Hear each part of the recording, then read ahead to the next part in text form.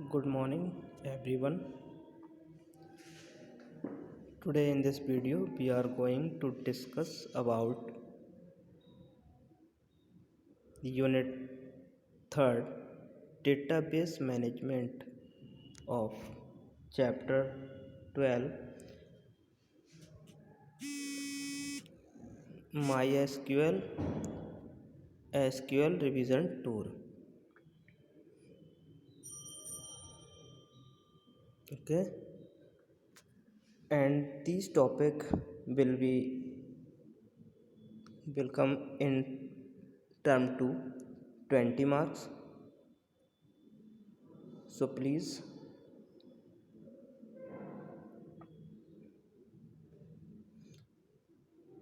now we start.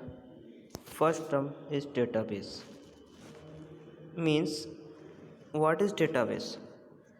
So in simple word we can say that a database may be defined as a collection of interrelated data stored together to serve multiple application. Means here we can see the word of interrelated means, for example, किसी college के हम अगर software की बात करें, उसके database की बात करें, तो जैसे अगर आप देखो कि हमारा जो कॉलेज में मान लो एक फैकल्टी डेटाबेस है, तो आप जब फैकल्टी डेटाबेस को एक्सेस करोगे तो उसमें जो भी डेटा होगा वो फैकल्टी से रिलेटेड ही होगा। मीन्स ये सारे जितने भी डेटा होंगे वो सारे फैकल्टी से रिलेटेड होंगे। हो सकता है किसी में उनके नेम एंड नंबर लिखे हों, किसी में डेजिग्नेशन लिखी हो, किसी में सैलरी लिखी हो। तो ऐसा नहीं है कि आप जो आपका फैकल्टी डेटाबेस है उसमें बुक की इन्फॉर्मेशन हो या प्यून की इन्फॉर्मेशन हो, गेट कीपर की इन्फॉर्मेशन हो, नहीं होगी ना। तो मतलब इसमें क्या होगी कि उनसे रिलेटेड ही इन्फॉर्मेशन होगी। तो डेटाबेस क्या होता है, collection of inter related data होता है। ठीक है, आई होप ये कॉन्सेप्ट सब क्लियर हो गया होगा। नेक्स्ट हमारा है कि DBMS। DBMS means database management system. It is a kind of software that is responsible for storing and maintaining and utilizing databases like SQL, MS Access, etc., where we can storing, maintaining and utilizing databases. तो DBMS क्या होता है, एक type का ये software होते हैं जिन software की हेल्प से हम अपने डेटा को स्टोर कर सकते हैं, उनको मेंटेन कर सकते हैं या उनका यूटिलाइज कर सकते हैं। Okay, now next benefits of DBMS।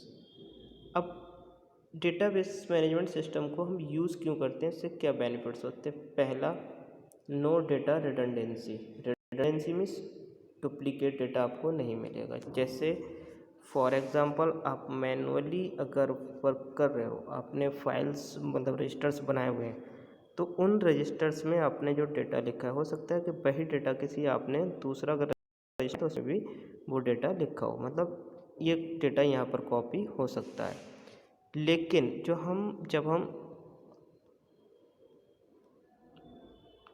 In software का यूज़ करके डेटाबेस क्रिएट करते हैं, तो उस समय क्या होता है, डुप्लीकेशन डेटा को अलाउ नहीं करता। ये पॉसिबल है कि नाम एक जैसे हो सकते हैं लेकिन जो उनकी एक आईडी होगी वो सेम नहीं होगी। जैसे फॉर एग्जांपल हम स्टूडेंट का डेटाबेस ले लेते हैं, तो स्टूडेंट का जो रोल नंबर होता है, जो एक स्टूडेंट को अलाउ होता है वो किसी दूसरे को नहीं होता। तो नेम सेम हो कोई दिक्कत नहीं है, लेकिन रोल नंबर हमारे अलग रहेंगे। तो इससे क्या होता है कि डुप्लीकेशन ऑफ डेटा से हम बच जाते हैं। जो इनने बताया है बेनिफिट्स के data inconsistency can be avoided. Means mismatch multiple copies of same data, मतलब एक ही डेटा की अलग अलग कॉपी हो सकता है। जैसे for example as a class incharge अगर मैं आपकी बात करूं, तो आपने जो कॉन्टैक्ट नंबर है आपका, इन केस किसी भी रीज़न से आपने अपना कॉन्टैक्ट नंबर चेंज किया, अब उस कॉन्टैक्ट नंबर को चेंज करने पे आपने क्या किया, वो कॉन्टैक्ट नंबर मुझे तो बता दिया कि ये कॉन्टैक्ट नंबर है सर, आप इसे चेंज कर लीजिए, वो मैंने अपने रिकॉर्ड में चेंज कर लिया मैनुअली। लेकिन आपका एक डेटा जो है वो रिसेप्शन पर ही रहता है, आपने रिसेप्शन को चेंज नहीं कराया, तो यहाँ पर डेटा अलग हो गया और यहाँ पर डेटा अलग हो गया।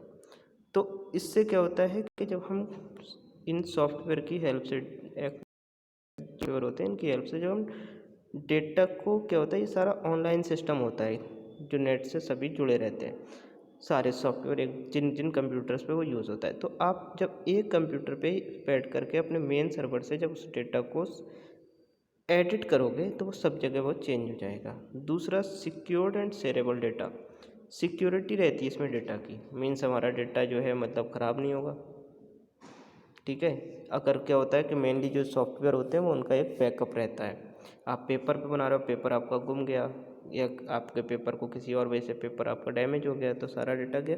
लेकिन क्या है, अगर आप कंप्यूटर में आपने किया है तो उसका अगर हम डेटा क्या करते हैं, बैकअप, अलग बैकअप भी रखते हैं, जिससे उस बैकअप की हेल्प से अगर हम इन फ्यूचर कभी हमारा कंप्यूटर में कोई प्रॉब्लम होती तो हम उससे उसको एक्सेस कर सकते हैं। दूसरा, शेयरेबल डेटा, अब हमें वो डेटा किसी पेन ड्राइव सीडी में चाहिए कि किसी अदर पर्सन को देने के लिए, तो क्या है, तो हम उसको ईज़िली उसको हम शेयर भी कर सकते हैं। तो ये बेनिफिट्स हैं जिन बेनिफिट्स की वजह से हम DBMS यूज़ करते हैं।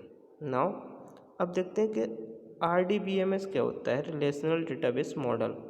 तो ये क्या है, ये एक ऐसा मॉडल होता है जो हमारे डेटा को टेबल्स की फॉर्म में ऑर्गेनाइज करता है। Table means rows and columns, क्योंकि जो डेटाबेसेस होते हैं उसमें हम जो डेटाबेस क्रिएट करते हैं, वो अपना जो डेटा उसमें रिकॉर्ड करके रखते हैं, वो नॉर्मल एक प्लेन टेक्स्ट के फॉर्म में नहीं होता, वो हमारा क्या होता है, टेबल्स की फॉर्म में होता है, उसको हम स्टोर करते हैं। तो रिलेशनल डेटाबेस मॉडल क्या है कि ये एक ऐसा मॉडल होता है जो हमारे डेटा को टेबल की फॉर्म में ऑर्गेनाइज करके रखता है। ठीक है, नाउ नेक्स्ट आगे देखते हैं। अब ये है हमारी कुछ टर्मिनोलॉजी जो हमारी टेबल्स बनाते हैं कि यहाँ पर फील्ड नेम है, ये रिकॉर्ड है, की है, ये फील्ड कॉलम है, ये डेटा आइटम है, ये टेबल है। अब रिलेशन क्या होता है, relation is nothing, a table is also called relation. जो हम डेटाबेस में टेबल्स बनाते हैं उन टेबल्स को ही हम रिलेशन कहते हैं। ठीक है, ठीक। और नेक्स्ट हम देखते हैं कि इसमें क्या होता है, टपल्स क्या होते हैं, टपल्स नहीं, ओनली टपल।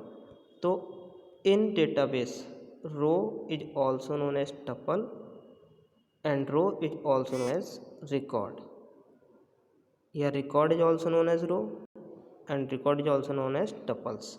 मतलब जो हमारे टपल्स में जो भी हमने रो बनाई हुई होती हैं, उन रो में जो जितनी भी रोज होती हैं वो सारी हमारी क्या कहलाती हैं, टपल। जैसे ये है पूरी row, horizontal line is also is known as rows and vertical line is known as columns.